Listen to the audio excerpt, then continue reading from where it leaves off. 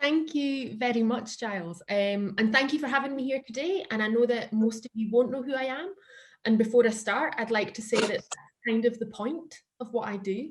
I have a lot of job titles, all of which connect to dance and movement. And as a movement director or choreographer, my name is rarely on the poster or listed in reviews. And as a performer, I choose to work in intimate settings, for example, touring living room performances to people with immunodeficiency disorders who literally cannot enter our buildings ever. And I like it this way. So when I use the phrase freelance theatre workforce today, I'd like you to know that I'm also often talking about the invisible workforce whose job it is to make sure that you don't see them. And so it's from that perspective that I'm here today to really talk about a realistic, strategic and sustainable plan for the industry's recovery, which includes relieving the pressure to reopen venues quickly at the risk of closing them again, and supplementing this with an investment in the freelance workforce at a local level in the interim. Moving away from ideas of bailouts and replacing it with the reality that we need considerable investment in order to make use of our full potential in the nation's recovery from COVID. Requesting that the skills and knowledge of freelance workers are placed at the centre of decisions about the industry and creating a dynamic where we are equal collaborators in designing our recovery, and encouraging the development of a sustainable strategic plan that recognises we genuinely have the potential to build back better if we just move out of crisis planning and think strategically. And I know that loads of people will be screaming as I suggest that we don't immediately focus on getting audiences into buildings. And I can assure you that that breaks my heart, but I'm just being realistic.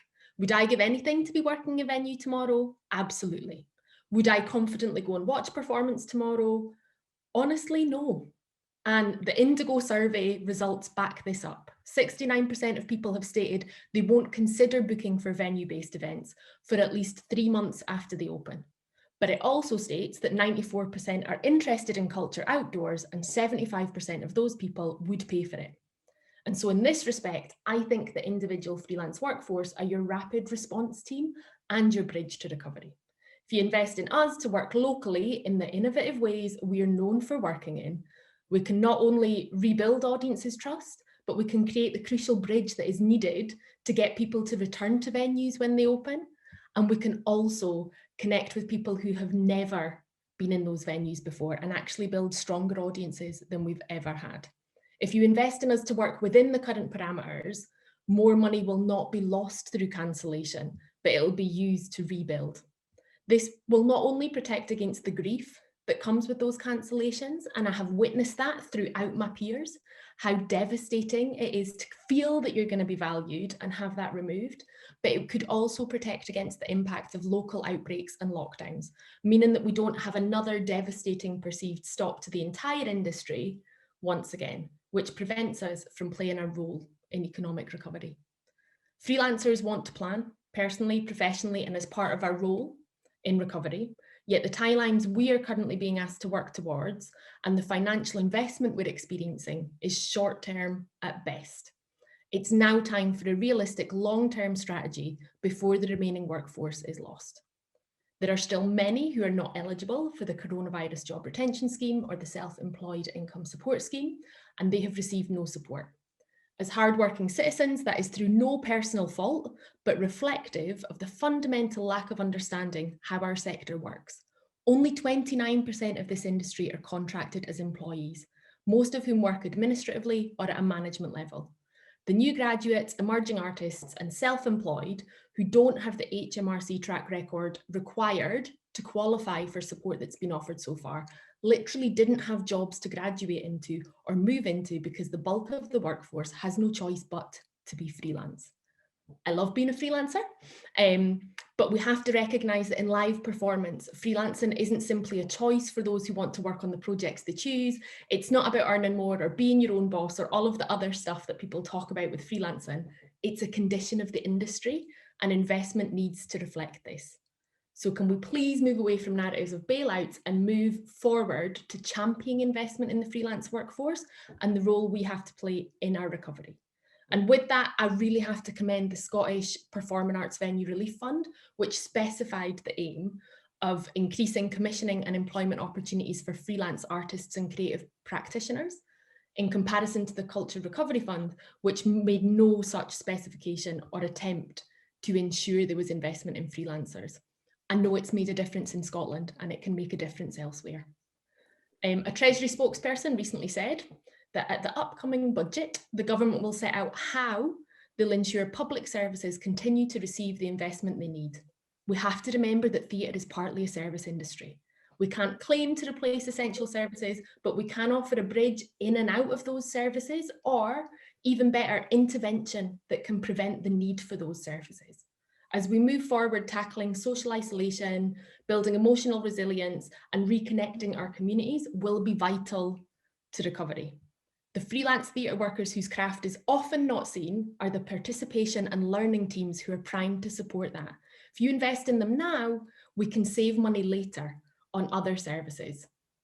They can partly take the strain off teachers, care workers, and parents whose labour has doubled as they emotionally support some of the most vulnerable in our society through this pandemic. And you will all have seen the brilliant videos of people playing guitars outside of care homes or travelling theatre performances.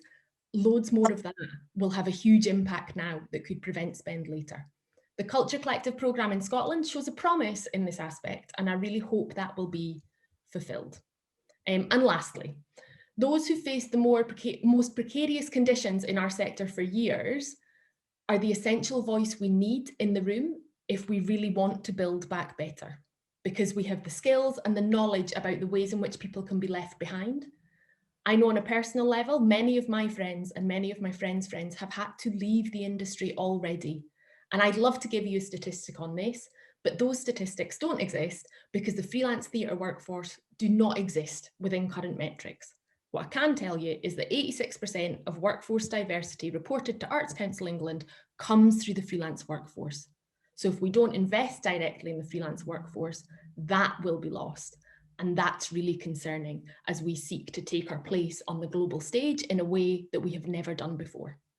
So today I'm really asking you to broaden your vision of freelance theatre workers, because if you start to see the invisible amongst us, you can unlock the potential of a workforce who have the skills to co-design our recovery in a really strategic way. Wherever you are, to push to ensure freelance workers are featured in every conversation regarding both the nation's and the sector's recovery. There are loads of people I know who are absent. In the Build Back Better committee, there is no representative that represents theatre at all, or anything that I connect with. In many boards, in many decision-making rooms, people are speaking for us. If you let us speak for ourselves, we can bring our skills with us. And lastly, I really need everyone to get on board with lobbying for the financial investment required to utilise the 80% of the workforce who are crucial to getting us back on our feet. And that includes adapting any future iterations of the Self-Employment Income Support Scheme to include those who've been excluded. I totally believe we can secure the future of the sector together. And I really mean together, because none of the freelancers I've engaged with over this time, and that's quite a lot, expect to make requests and hand them over for someone else to deal with the dirty bits. People want to roll their sleeves up and they want to get involved. So please open those doors and let them. Freelancers Make Theatre Work have already done loads of that work for you. They have lists of freelancers who are ready to get involved, and lists of networks who also have lists of freelancers who want to be in the room. Because they all understand that if we choose to invest in an infrastructure designed by the most precarious to ensure they're not left behind, that is the greatest way of ensuring that nobody is left behind. And I am here today because I think that's something we're all aspiring to.